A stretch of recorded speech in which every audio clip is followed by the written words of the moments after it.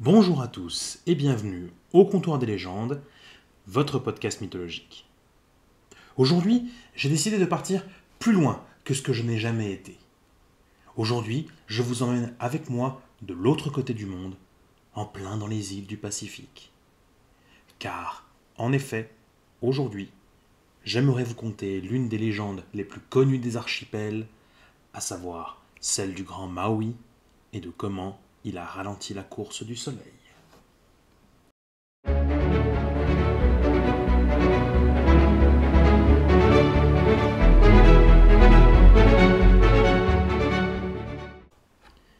Demi-dieu très populaire en Aotearoa, aussi connu sous le nom de Nouvelle-Zélande, Maui est le descendant de Taranga et de Makeatutara, le seigneur de l'au-delà. Sa naissance même est digne des légendes. Abandonné par sa mère mortelle alors qu'il n'était qu'un nourrisson, il fut recueilli par des esprits des eaux qui l'enveloppèrent dans des algues pour le maintenir au chaud. Son ancêtre, Tamanui Ki Terangi, le dieu du soleil, le prit ensuite sur son aile jusqu'à son adolescence, lui transmettant les savoirs nécessaires pour survivre. Une fois assez âgé pour se débrouiller par lui-même, Maui prit la décision de retrouver les siens. Maui émergea de l'océan et se rendit à la maison de sa mère, y trouvant ses 4 frères, Maui Taha, Maui Roto, Maui Pae et Maui Wao, ainsi que sa sœur, Ina. Les frères de Maui se méfièrent au début du nouveau venu, mais après qu'il eut réalisé plusieurs tours de magie, tels que se transformer en différents types d'oiseaux, ils reconnurent ses pouvoirs et l'admirent en leur fratrie. Taranga, en revanche, ne reconnut pas immédiatement Maui comme son enfant, mais celui-ci lui raconta ses origines, ce qui permit à Taranga de recouvrer ses souvenirs et ainsi de l'accepter au sein de sa famille. Ce n'était bien là, évidemment, que le début de ses exploits. Un des actes héroïques les plus connus de Maui réside dans le ralentissement de la course du soleil.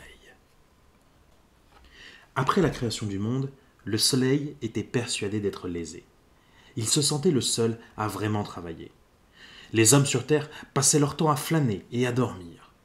Or, étant un dieu, le soleil décida qu'il n'en ferait désormais qu'à sa guise.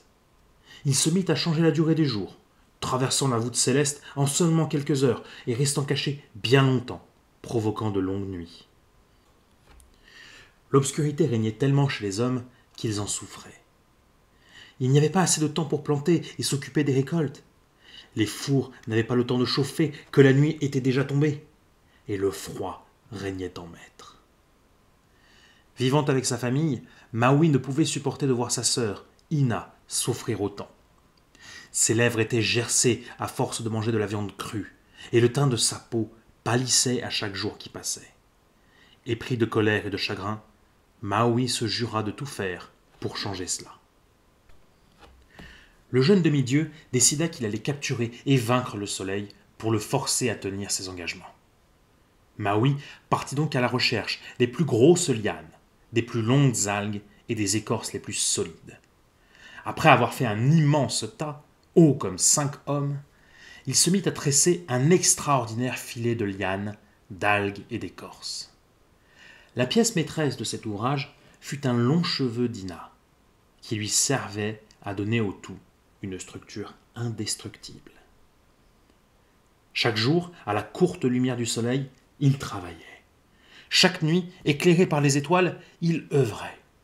Le filet grandissait, mais le soleil, passant trop rapidement au-dessus de la terre, ne pouvait voir l'œuvre de Maui, ni deviner quel était son dessein. Une fois qu'il l'eut terminé, Maui partit de nuit, le filet sur son dos, jusqu'au récif d'où le soleil sortait pour illuminer le jour. S'ensuivit une longue attente, qui ne s'acheva que lorsque les premiers rayons de l'astre céleste commencèrent à illuminer le monde. Les nuages prirent leur couleur, les oiseaux se mirent à chanter, la terre se réchauffa, le soleil venait de poindre. Maui jugea qu'il était temps de lancer l'offensive. D'un jet prodigieux, il lança son filet qui recouvrit tout le récif, capturant ainsi le soleil. Celui-ci chercha à se débattre, à s'enfuir, mais Maui et son filet étaient trop forts. À 20 reprises, le soleil tenta de bondir dans le ciel, mais à 20 reprises, il échoua. À 20 reprises, il tenta de replonger dans les entrailles de la terre. À 20 reprises, il fut retenu. Furieux, le soleil se mit à chauffer, encore et encore. Il chauffa tellement que la mer se mit à bouillir, la terre à se craqueler. Les écorces, les lianes et les algues qui composaient le filet brûlèrent.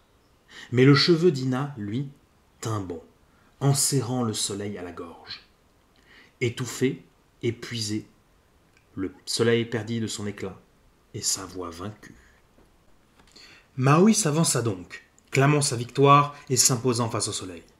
Ce dernier supplia le demi-dieu de le libérer, mais Maui refusa, arguant que le soleil était désormais son prisonnier et qu'il devait payer pour le mal qu'il avait infligé aux hommes.